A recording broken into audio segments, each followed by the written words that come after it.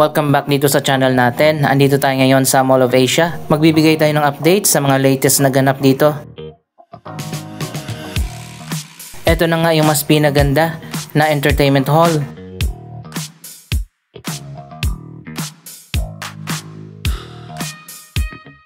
Bago na yung flooring dito at tinagdagan ng mga ilaw.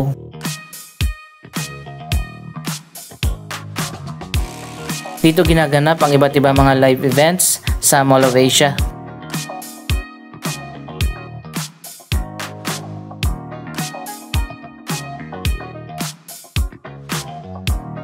Kamakailan lang ay natapos na nga ang Mall of Asia Expansion Project. May bago ng third floor ang MOA at nagkaroon pa ng Sky Garden at may malawak na Sky Park dyan sa rooftop.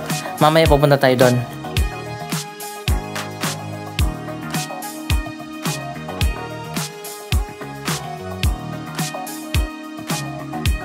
Maganda rin dito sa mga indoor garden at meron pang maluwag na mga sitting area.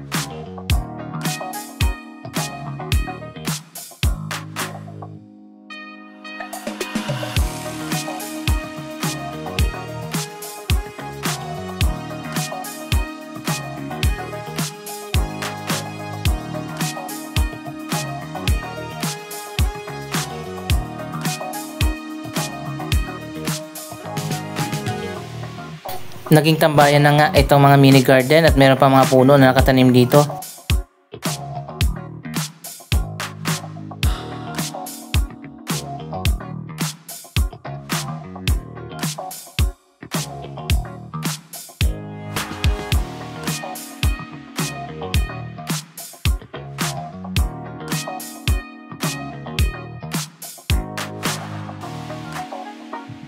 Muling nagbukas ang IMAX with laser.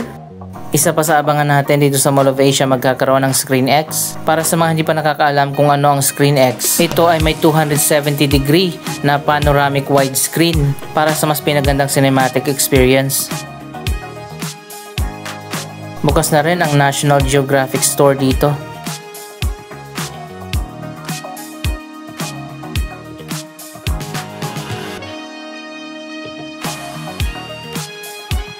Para sa mga viewers pala natin na nag-request ng night vlog dito sa Mall of Asia at sa mga nagtatanong kung safe ba mamasyal dito sa Mall of Asia sa gabi, lalong-lalo na dyan sa Sky Garden at Sky Park, tara, samahan nyo ako.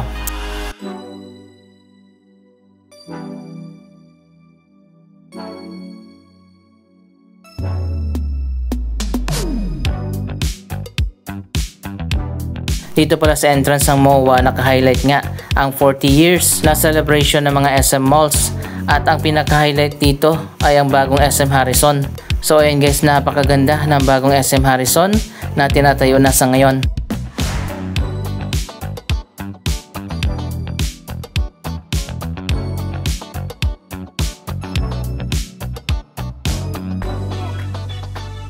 Andito na tayo sa Sky Park sa taas ng mall. Ayan, makikita naman natin, yan ang North Sky Garden.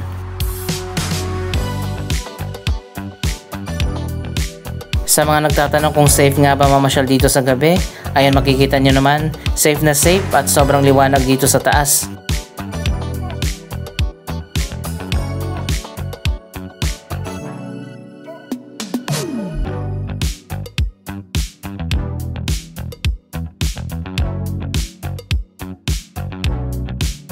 Kung napanood nyo yung mga previous vlog natin, itong mga nakarang buwan, ipinakita na nga natin itong buong Sky Park.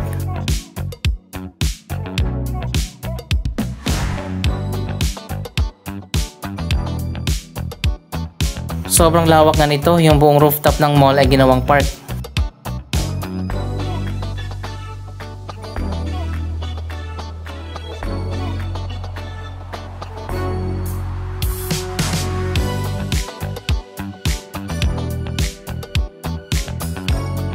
Dito sa gitna ang MOA football pitch.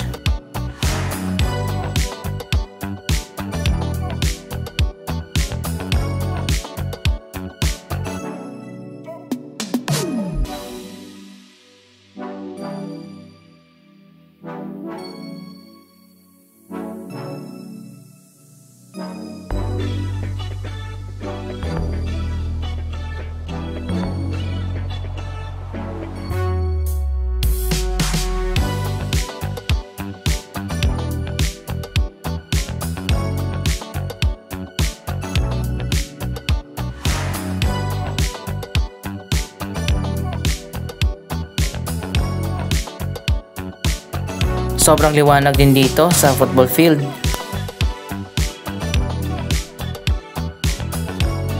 Ang mga walkway dito, yung ginawang bubong ay mga solar panels. Kaya nag-generate ng electricity yung mga canopy dito.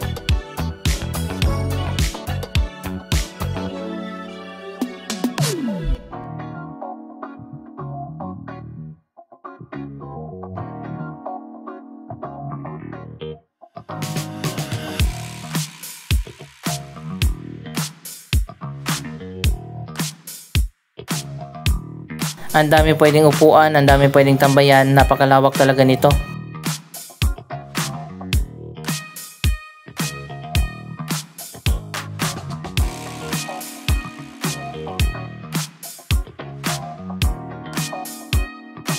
Andito pa lang tayo sa kabilang side ng mall, ang North Sky Plaza.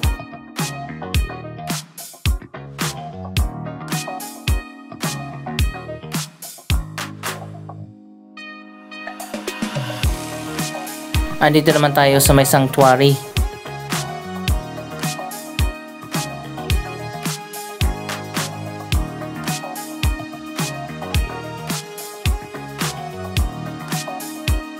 Ito ay parang chapel dito sa taas ng mall.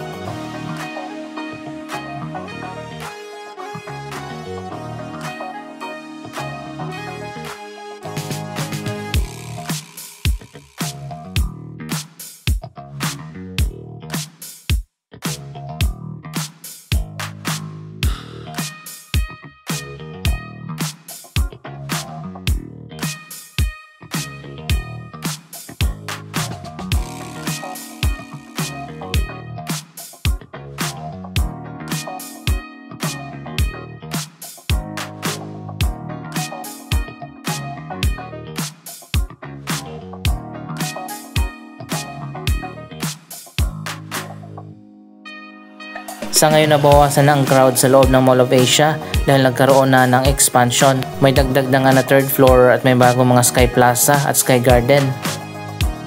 Bukas na pala itong bagong waiting area sa labas ng football pitch.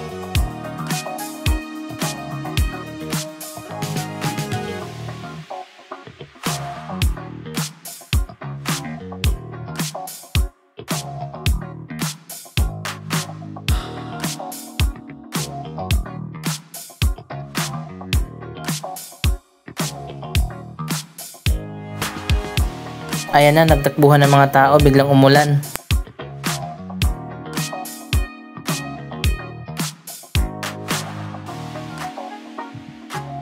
Andito naman tayo sa MOA Amphitheater. Ayan, nasolo na natin ang amphitheater, sobrang lakas ng ulan.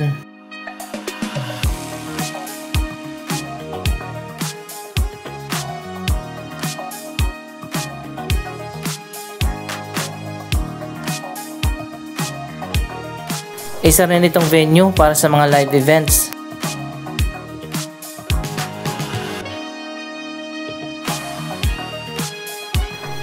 May stage pa nga dito sa unahan.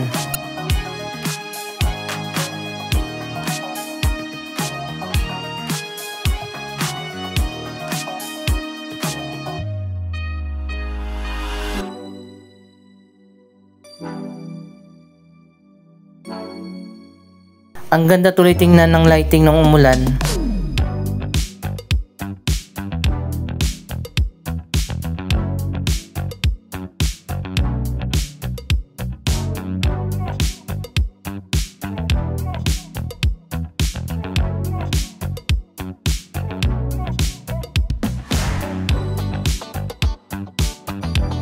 Anyway guys, maraming tao dito usually kung maganda yung panahon.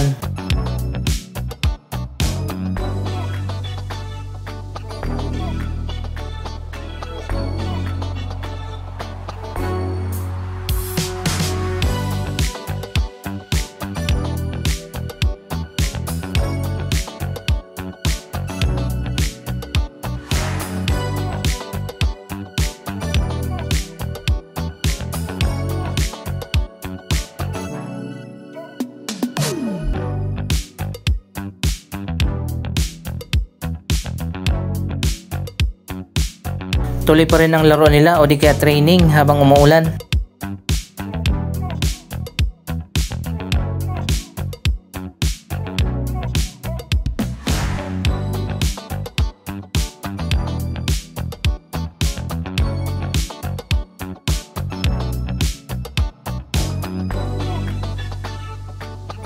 Andito naman tayo sa South Sky Plaza, sa kabilang side na ito ng mall. Usually napakaraming tao dito na nagpapapicture dito sa MOA sign. Pero sa ngayon solong-solo natin ito dahil malakas ang ulan.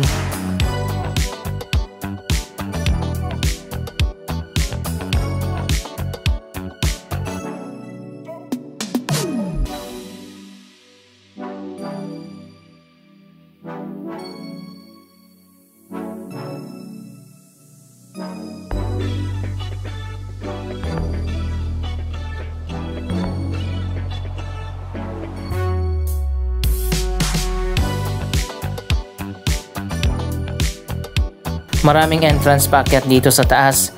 Hanapin nyo lang yung signage na MOA Sky Park. May escalator na rin diretso na dito sa taas.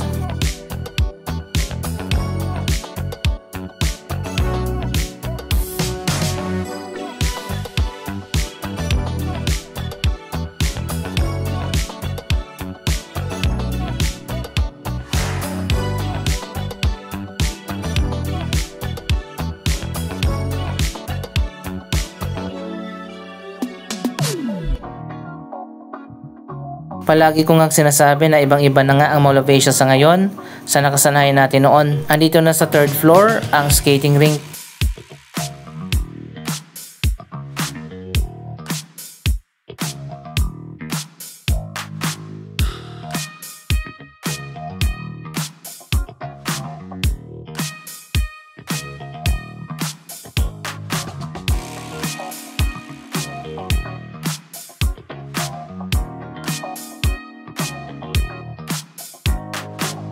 Ang MOA Food Hall naman ibang-iba na. Bago na yung mga food outlets.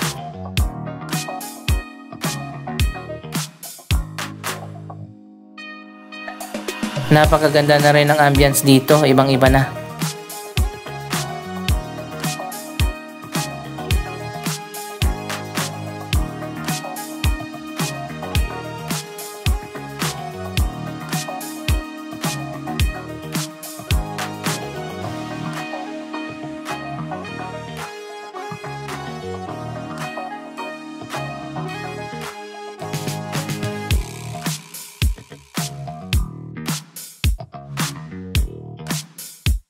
Celebrating ng 40 years ang SM Malls at ang goal nga nila ay makapagbukas ng isang mall kada taon.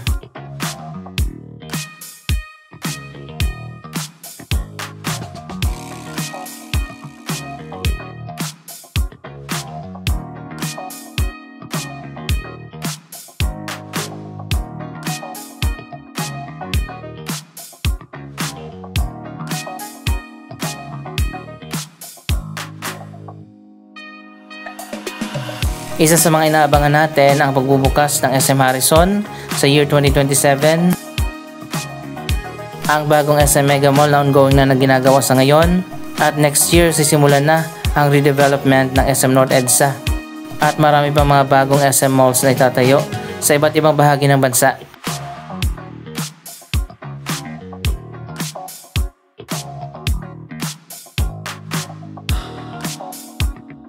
Anong masasabi nyo sa proyektong ito? Mag-comment lamang dyan sa baba ng inyong mga reaksyon.